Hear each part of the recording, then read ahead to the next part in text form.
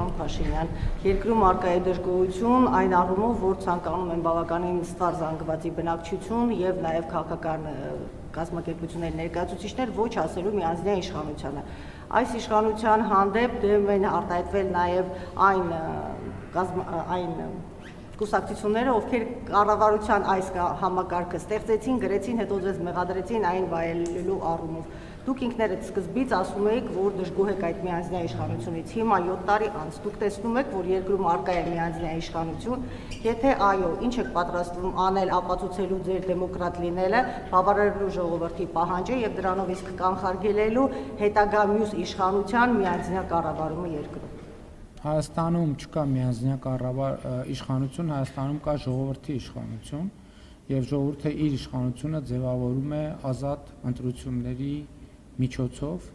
եւ ինչ վերաբերվում է կառավարման համակարգի հետագա բարելավումներին, դուք տեղյակ եք, որ մենք պլանավորում ենք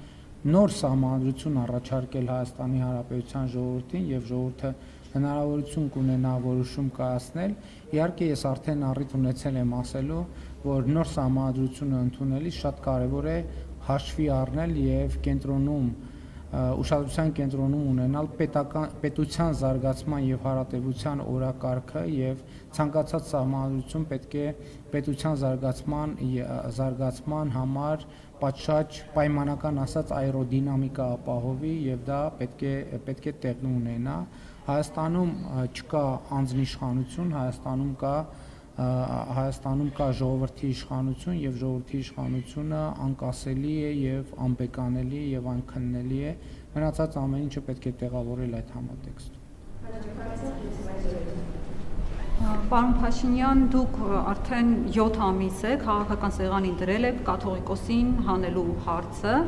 արդեն 7 ամիս է այդ հարցը պահում եք օրակարգում, տպավորություն է, որ եթե կաթողիկոսին հանեցիք ու դրեցիք ձեզ ենթարկվող, ձեզ հավատարիմ ինչ-որ մեկին, ասենք Արայիկ Հարությունյանին, Արսեն Թորոսյանին, այս երկրի բոլոր հարցերը լուծվելու են ընդհանրապես։ Ես նայում եմ վարչապետի լիազորությունները, վարչապետի լիազորությունների մեջ մտնում է գործադիր իշխանության հարցերը, ներքին, արտաքին քաղաքականություն, գործադիր իշխանություն։ Ձեր լիազորությունների մեջ ոչ միտեղ չեմ գտնում, որ մտածել եկեղեցական հարցերով զբաղվելը կաթողիկոսի զավակ ունենալու հարցով զբաղվելը։ Լավ, ենթադրենք կաթողիկոսը իսկապես զավակ ունի, ընդունենք այդ փաստը, պարոն Փաշինյան։ Այդ զավակ ունենալը ձեր ընտրողներին ինչ վնաս է տալիս։ Ասենք ինչով է այդ փաստը վնասում։ Եթե մի քիչ ցինիկ գտնվենք, ասենք ընդհակառակը կաթողիկոսը նպաստել է ձեր խոստումների իրականացմանը։ Դուք եք չի ասել, որ Հայաստանի բնակչությունը 5 միլիոն է դառնալու։ Հո այդ 5 միլիոնը թուրքերով չէ դառնալու, հայերով է դառնում, նպաստել է բնակչության աճին, զարգացմանը եւ այլն։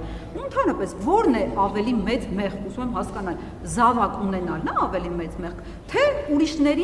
ուրիշների զավակներին կյանքից զրկելը, թե ուրիշների մի ամբողջ սերունդ զավակ ունենալու հնարավորությունից, կարողությունից զրկելը։ Այդ կաթողիկոսի զավակ ունենալն է մեզ ավելի մեծ վնաս տալիս, թե մտնել լայվ ու ասել կասկա-մասկա հավաքեք, եկեք սահման, իմանալու, որ հոպը իսկապես չի աշխատելու եւ ընդհանրապես մսաղաց է տանելու։ Եվ երկրորդ հարցը, եթե թույլ կտաք, Արման Թաթոյանը գտնում է, որ դուք հետևում եք իր ուղերձներին ու ասուլիսներին,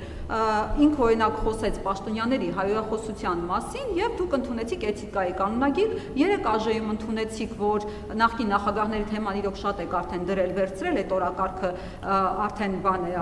որ զզվացնում է արդեն ու ինքն էլ էր այդ մասին խոսել, հիմա ինքը գտնում է, որ դուք ուշի-ուշով հետևում եք իր ուղերձներին, առաջիկայում առաջարկում է միասնության թևերին շարունակել հետևել, ձեր առաջիկա անելիքները ինքը կասի, հետևելու եք եւ ազդվում եք, թե չէ, շնորհակալ եմ։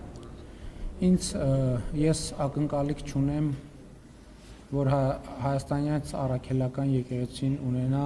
ինձ հավատարիմ, ինչպես դուք ասացիք, կաթողիկոս, ես ակնկալիք ունեմ, որ հայաստանյան առաքելական սուրբ եկեղեցին ունենա Աստծուն հավատարիմ կաթողիկոս, եւ դա է այն օրակարգը, որը ես հետապնդում եմ, որպես, ինչպես բազմիցս ասել եմ, հայաստանյան առաքելական սուրբ եկեղեցու հավատավոր հետևորդ եւ ինչ վնաս է տալիս, օրինակ վնաս է տալիս այն, որ նման խոցելիությունները որոշ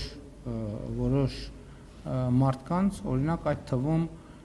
օտարերկրյա հատուկ ծառայությունները կարող են հավաքագրել եւ դրանք ռիսկեր են, որոնք առնչվում են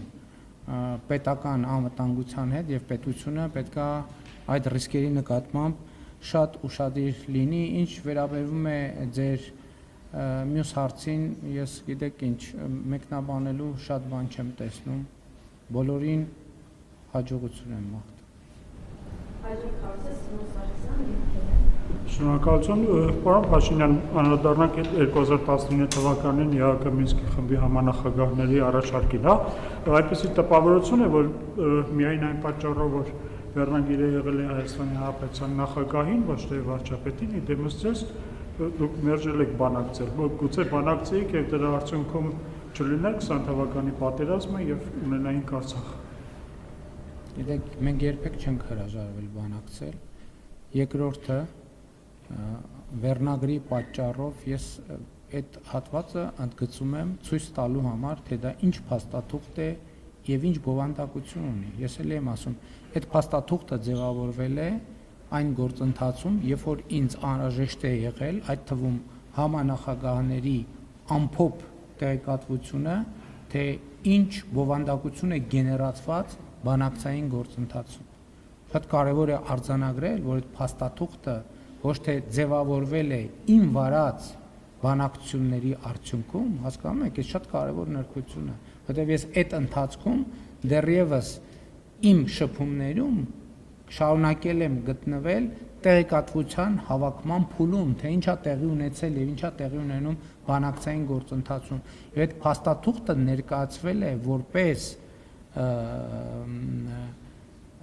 ամփոփ նկարագրություն բանակցային գործընթացում նախորդ շրջանում տեղի ունեցած եւ գեներացված բովանդակության։ Ինչ վերաբերվում է բանակցություններին, մենք երբեք չենք հրաժարվել բանակցելուց, երբեք չի եղել այդպիսի բան, որ մենք հրաժարվենք բանակցելուց, մենք միշտ բանակցել ենք եւ բանակցել ենք մեր պատկերացումներին Հայաստանի Հանրապետությունում գեներացված պատկերացումներին համապատասխան եւ խնդրեմը առաջացել է այն ժամանակ, երբ որ մենք արձանագրել ենք, որ իրական բանակցություններում դիվանագիտական եւ միջազգային հարթակներում ձևավորված բովանդակությունը ահռելի խզում ունի այն բովանդակության հետ, որը շատ երկար տարիներ Հայաստանի Հանրապետության պաշտոնյաները հանրությանը ներկայացրել են որպես մի ուղղություն, որով զարգանում է Ղարաբաղի հակամարտության բանակցային գործընթացը։ Դրա մասին է եղել խոսքը։ Շնորհակալություն, պարոն վարչապետ, Տեր Ռուբեն անունով մի քահանա ահազանգում է այն մասին, որ ԱԱՑ-ն գնացել է իր մոտ եւ առաջարկել է, որ պատարակի ժամանակ, որը հավանաբար տեղի ունենալու առաջին կիրակի օրը, վեհապարի անունը չհնչեցնի, ասում է, եկան, ասեցին, բա Տեր Հայիշ ջան, խնդրում ենք վեհապարի անունը չտաս։ Այս քահանան եթե օրինակ լիներ ընդդիմադիր հայացքներով քաղաքացի, ինչ որտեղ կմտածենք, որ չափազանցնում է, բայց նա ըստ էության ձեր աջակիցն է, ասում է ազգընտիր վարչապետը գա, ես իր համար պատարակ կմատուցեմ, բայց միայն թե ԱԱՑ-ը ինձ մի ստիպի, որ ես շեղվեմ 25 տարվա իմ այս տեքստից։ Արդյոք պարոն վարչապետ, ԱԱՑ-ն գնում է հոգևորականների մոտ եւ ինչ որ նոր տեքստեր է առաջարկում, որ հնչեցնեն այն պատարակներին, որոնց դուք եք մասնակցում, թե ոչ։ Ես գնում եմ այն պատարակներին, որտեղ Կտրիչ Ներսիսյանի անունը չի հնչում։ Մենք խնդրում ենք, երբ որ ես մտադիր եմ մասնակցել, մենք խնդրում ենք, որպեսզի այս փաստը, որ մենք համարում ենք, որ Կտրիչ Ներսիսյանը կաթողիկոս չէ, հաշվի առնվի։ Մի դեպքում կարող է ծանոթ լինել, դա կարող է ԱԱՑ աշխատող լինել, մյուս դեպքում կարող է որևէ տեղ աշխատող չլինել, երրորդ դեպքում կարող է ծանոթ լինել, չորրորդ դեպքում կարող է բարեկամ լինել, հինգերորդ դեպքում կարող է իմ օգնականը լինել, 6-րդ դեպքում կարող է 6-րդ մարդ լինել, 7-րդ դեպքում։ Դա կախված է նրանից, ով ում ճանաչում է եւ ով ինչ անձնական կապեր ունի։ Այստեղ ԱԱՑ-ն եւ մյուս ինստիտուտները կապ ունեն այնքանով, որքանով որևէ մեկը որևէ մեկին ճանաչում է։ Այնպես չի, որ քահանաները պետական մարմինների հետ մենակ իմ պատարակ գնալու առիթով են շփվում, իրենք բազմաթիվ հայտնի եւ ոչ այդքան հայտնի առիթներ կան, որ շփվում են, այնպես որ շատ մի նեղվեք այդ փաստերից։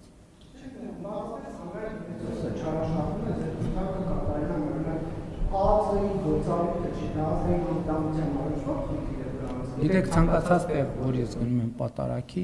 ուրեմն այնտեղ, որտեղ ես մտադրություն ունեմ գնալ պատարակի, ոչ միայն ես, Հայաստանի Հանրապետության վարչապետը եւ պետական պահպանության ենթակա ցանկացած անձ։ Եթե ես որևէ եկեղեցի պետքա գնամ պատարակի, այդ պահից սկսած այդ տեղը համարվում է պետական պահպանության ենթակա օբյեկտ եւ այնտեղ իրականացվում են գործողություններ։ Այդ թվում եկեղեցում իրականացվում են անվտանգության գործողություններ, արվում են վերլուծություններ, մարդկանց մոտեցումների, իրենց հայացքների, ծայրահեղ կամ ոչ ծայրահեղ հայացքների անվտանգությունը ապահովելու համար։ Սա ոչ մի նորություն այստեղ չկա։ Նույն բանի մասին եմ։ Ես ներողություն եմ խնդրում։ Ես իմ անվտանգության հարցը մի րոպե ասեմ ձեզ։ Այդ որ էդ էլ է շատ կարևոր։ Ես իմ անվտանգության հարցը առաջ չեմ քաշում, ես առաջ եմ քաշում պետության անվտանգության հարցը եւ այդ թվում այն քաղաքացիների անվտանգության հարցը, որոնք կարող են այդ պահին գտնվել այդտեղ, որովհետեւ այս հարցն էլ երբեմն ճիշտ ընկալում չունի։ Ասում են, վայ, գնացին վարչապետի անվտանգությունը, մի րոպե հիմա հնարավորություն կտակ վարչապետի անվտանգությունը եւ այլն, ես նախ վարչապետի եւ պետական պահպանության ենթակա անձանց անվտանգությունը ապահովելը օրենքով սահմանված պարտավորություն է, որը գործում է աշխարհի բոլոր երկրներում, այդպիսի երկիր չկա, որ դա չի գործում, իսկ անվտանգության մի քանի, այդ թվում բովանդակային ապահովության շերտեր կան։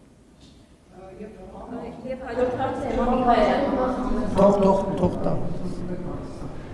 Սա ոչ մեկ չի ասում, որ ձեր անվտանգությունը չպետք է ապահովի, բայց կաթողիկոսի անունը, որ հնչեցին ձեր կամ եկա գտնվողների կյանքին ինչ կտանք ես պահում, որ աղացավշտատողը գնում է եւ այս դեպքում Գյումրու հոգեվորականին ասում է դե Հայաստան վարչապետը պետք է գա